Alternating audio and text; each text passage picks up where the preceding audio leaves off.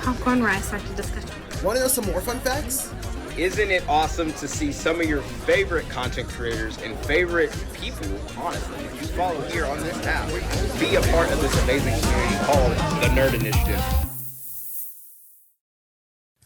Hello, everyone. I am Marvellous Johnny, also known as Jonathan Chu, and I am here with the one and only Chip freaking Zdarsky. Well, first of all, did you give yourself the name Marvellous Johnny, or is that earned through It some was way? something that I started a YouTube channel with a friend a while ago. all right, we called all ourselves The Marvelous, and then when I went independent, I'm just like, you know what? We'll keep the Marvelous title. And then All right, work makes with sense. that. Okay, cool. Marvellous Johnny. I Right, like it. there we go. Yeah. But yeah, how are you enjoying Vancouver at the moment?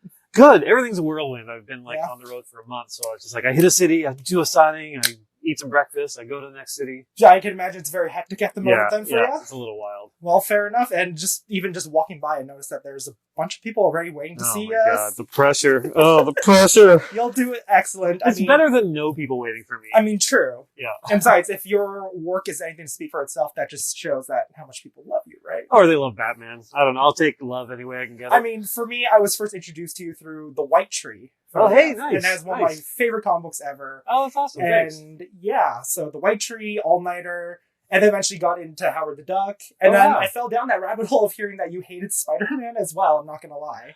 No. I love Spider-Man. Spider-Man is my favorite. But in Howard the Duck, I put him through the ringer. Yes, you did. Yeah. But honestly, rereading it recently, it was fair, I think. It was really good. He's so whiny. He Spider-Man. is. Get and over we get it. Spectacular Spider-Man where you just see him really go through it. Yeah. It's kind of my job to put them through it. Well, honestly, I think I remember watching an interview with Donny Cates where it's like, if you love a character, you will put them through the ringer just to really challenge them, right? It's true. So, shows your love for Peter Parker. Yeah. People want stories where everyone's just happy, but I don't think they actually want it. I think that gets boring after a while. It definitely does. Yeah. It's nice for one issue or three in an entire maybe 800 issue run, but that's about it. Exactly. I have an issue of Batman coming up where it's the Bat family having a brunch together, and that's nice. Oh. But of course things go bad. Well, I'm excited to see that. Food poisoning, I don't know, something. I'll figure it out. Joker releases some Joker gas, maybe. Exactly, We'll see. exactly. But I do have some questions for you, if there's anything you don't want to answer. I told you no questions. Oh, shit. Yeah, okay, then. Yeah. No, but I just gotta ask, though, being an artist yourself as well, drawing for sex criminals and even public domain, has just being an artist influenced you writing comics itself just to make sure you can accommodate properly for other artists that you work with, like Jorge Jimenez? I mean, it definitely helps. It's funny. I was saying to someone the other day, it took me a while to actually realize it, but on Daredevil, previous writers were also artists. Right. Like Ed Brubaker. Frank Miller. Well, Frank Miller for sure, but also Ed Brubaker started off doing indie comics and he wrote and drew himself. Brian Michael Bendis, the same thing. Right. So, I think drawing helps you understand the page a bit better. Mm-hmm. Usually when anyone asks me, how do I break into comics? How do I become a writer? I'm like, well, learn to draw. Yeah. Because then you can make your own stories. Mm-hmm. And also you better understand how to work with artists. Because a lot of times someone will write something not realizing what they're asking is impossible. Right.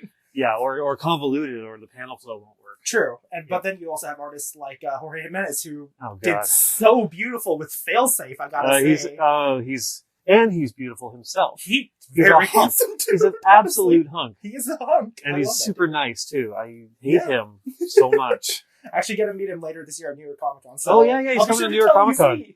Yeah. No, he knows. He's seen it in my eyes. Yeah, there we go. Yeah. But yeah, I mentioned White Tree earlier, and I just gotta say, it is so rare to get comic book stories that are arcs that are less than 5 or 6 issues. I know. Right? Yeah. So I mean, what was the inspiration for the White Tree as a whole, and what convinced you this can work as just 2 issues, and we can just stick to that? Yeah, partly I just like the change in the format, actually solving a thing in 2 issues. And they're long issues. But the inspiration was just to work with Chris and Matt again. We worked together on Star-Lord. Yes. And we loved it. And Chris is so good at drawing hunks and sexy scenes. That elf. Yeah, but also he's so good at design. So I'm just well, why wouldn't I want him to design a whole world of characters and just make them hunks and have I support it all sorts of adventures. It was fun working in that format. We actually have a sequel that we're working on. Yes. Which instead of 2 issues, it's 3 issues. But I kind of wrote it all as one story first, and then tried to figure out where the breaks were.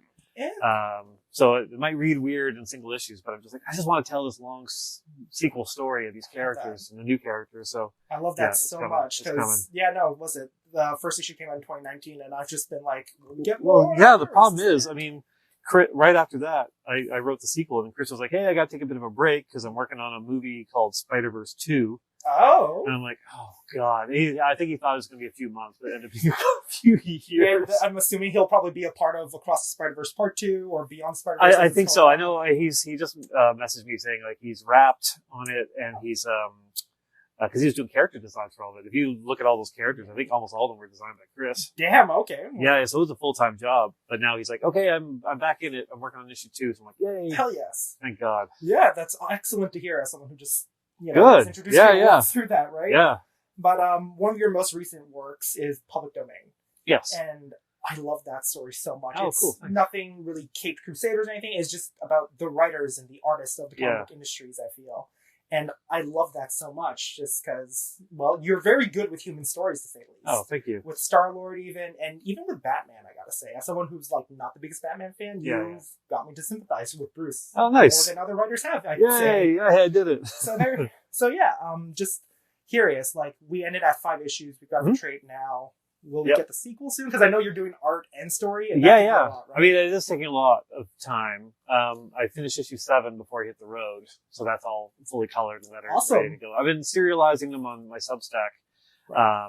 So yeah, I want to make sure I've got like all 10 done before I solicit it again. No, that's fair. It'll still be a few months before it comes out, but no, I love that. I've got like 15 issues kind of plotted out, maybe more. So yeah, hopefully I can do it for a long time. That's really exciting news because I absolutely adore Public Domain. Oh, sweet! Thank you very much. Yeah. But yeah, and another thing is just that Sex Criminals. That has been a 69 issue journey.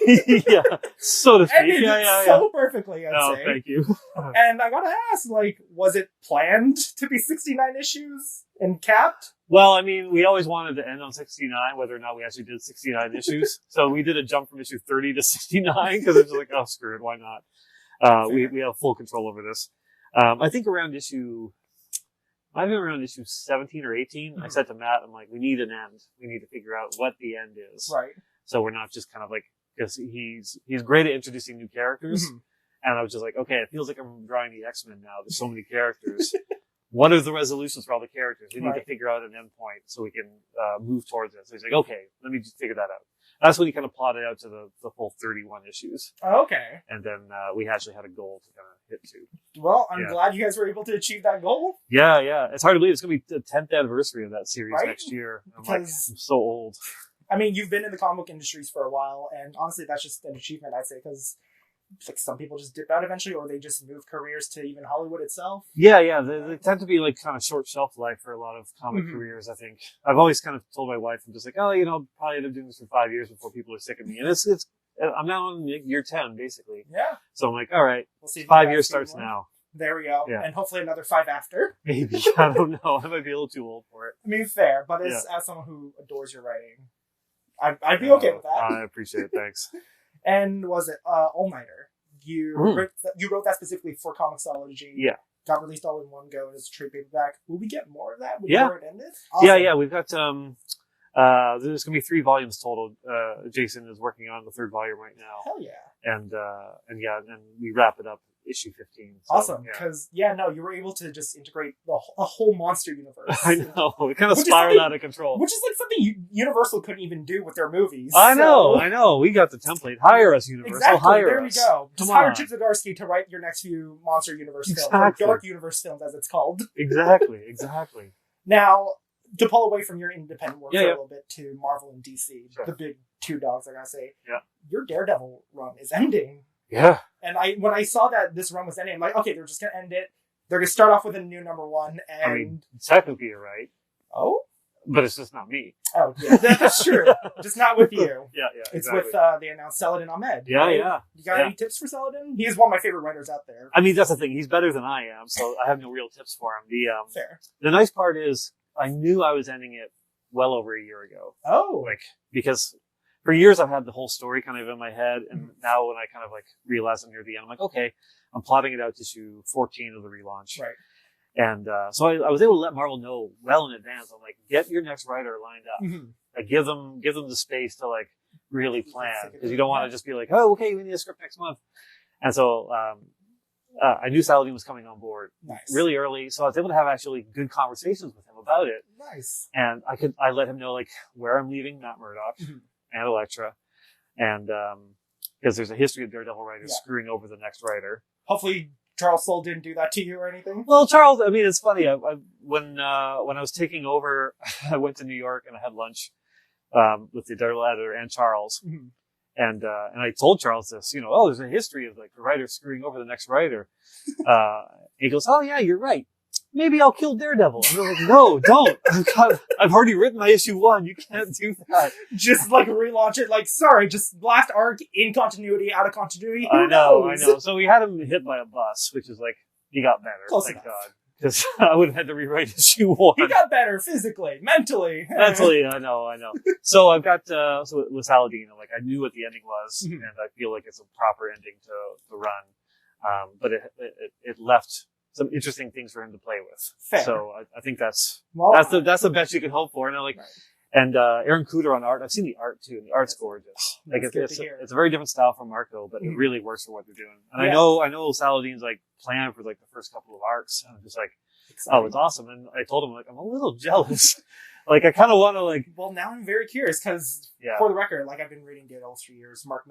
Frank Miller, and Charles Soule, Brian Michael Bendis. You are my favorite Daredevil. Oh my god, thanks. That's just because a high compliment, because there's a lot of great writers. Like Daredevil has never hit a low in my opinion. He's always just stayed consistently good. Lowest will ever get a Shadowland.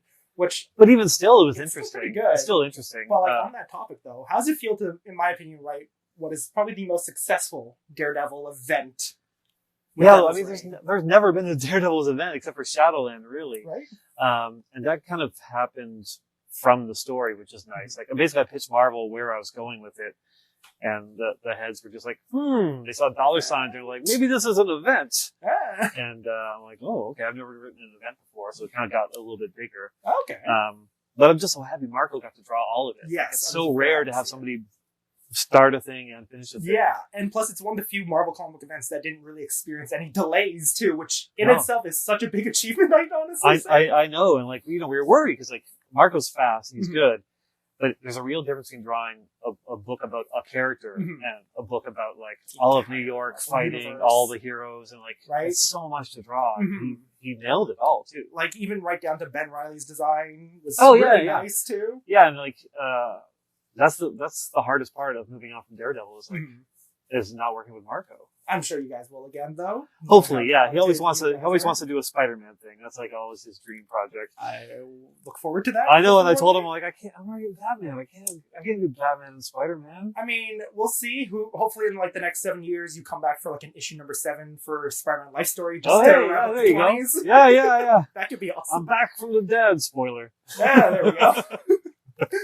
But I mean, who knows? We'll see, right? Yeah. I'll definitely work with him in the future, whether it's kind of our own thing or another Marvel book, or maybe I'll bring him over to Batman. There we go. Whatever you guys do, I look forward to it. Honestly, awesome thing. Yeah, and just on the topic of Batman, you're now down 2 arcs. You did Red Mask, and Failsafe. Yeah.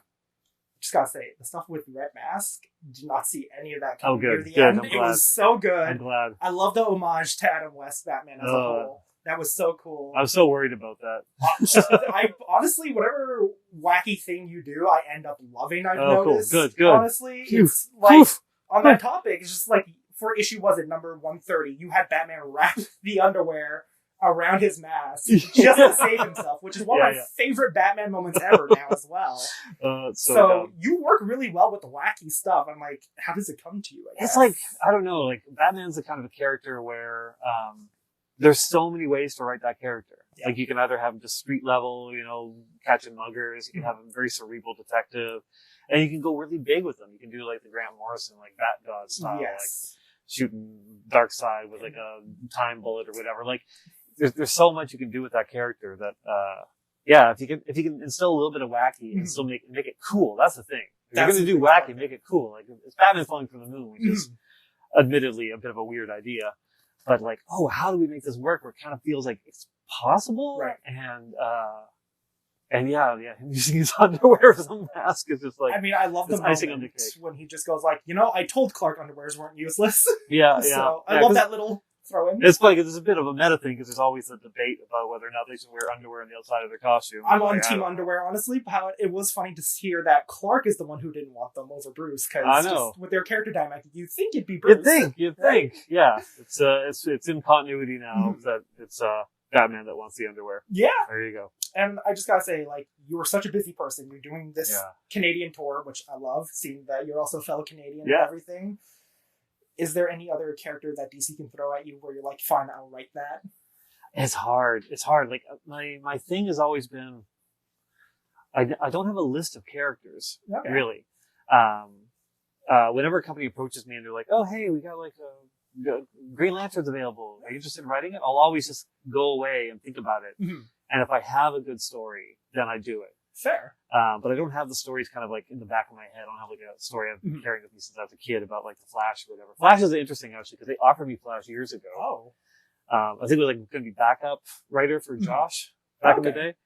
And Flash is one of my favorite characters. Barry Allen, Wally West. I think at the time it was Barry. Okay. So I'm a bit more of a Wally guy. Same. But again, I grew up reading the Barry Allen one.